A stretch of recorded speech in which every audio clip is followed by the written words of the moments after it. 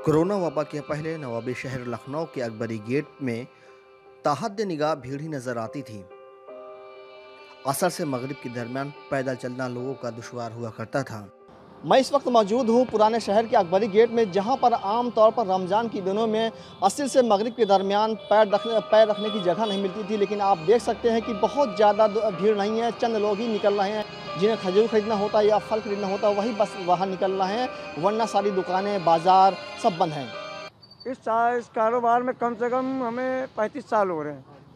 क्या इस तरह कभी हमारे बाप दादा करते चले आ रहे हैं। 35 साल का अगर जो आपका तजुर्बा है, कभी आपको लगा था कि इस तरह की भी हालत पैदा होंगे? नहीं, ऐसा तो नहीं लगा था मुझे कि ऐसे हालात पैदा होंगे। ये मैं समझ लिया अपना पैसा मैं छुड़ा रहा हूँ, और ये यहाँ के वालों की मेहरबानी है जो कुछ दुकानें लगने दे रहे हैं रोज़े के टाइम के लिए।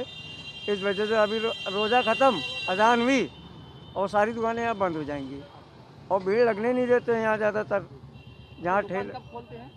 दुकान खोल देते हैं, 3 बजे खोलते हैं हम लोग और मगरिब के टाइम बंद कर देते हैं। कारोबार कैसे चल रहा है? कारोबार भैया पैसा छुड़ा रहे हैं, ये समझ लीजिए। जो मैं 30 रुपये किलो बेच रहा हूँ वो समझ लिए 2 रुपये घाटे पे जा रहा है, क्योंकि लॉकडाउन लग गया है। ये हमें अपना पैसा छुड़ाना है, इसमें हम लोग को बच्चे के कुछ होना नहीं है। अच्छा, पिछले साल भी ऐसे कोरोना था? पिछले साल भी था, मगर वहाँ पर बेच लिया था, मगर पिछले साल भी वही हाल रहा। परिवार का खर्चा कैसे चल रहा है? अल्लाह चला रहा है, अब क्या किया जाए। चोरी चमारी तो करेंगे नहीं, बस जो है 19-20 करके खर्चा चल रहा है। वैसे मेरी तो बेसन की रोटी की दुकान होती है, मगर अल्लाह का शुक्र है जैसा है हमारे बच्चे पल जाते थोड़ा बहुत। ये है रोटी पे रोटी रख के नहीं खा पाते हैं, एक हाथ में सिर्फ रोटी रहती है, लोग रोटी पे रोटी रख के खाते हैं।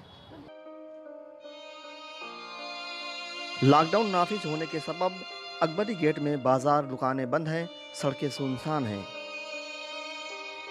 चंद लोग जरूर खजूर, सेवई और फलों के ठेले सड़क किनारे लगाए हैं, जिनकी निगाहें ग्राहक को तलाश करती रहती हैं। लखनऊ से ईटीवी भारत के लिए मोहम्मद इरफान।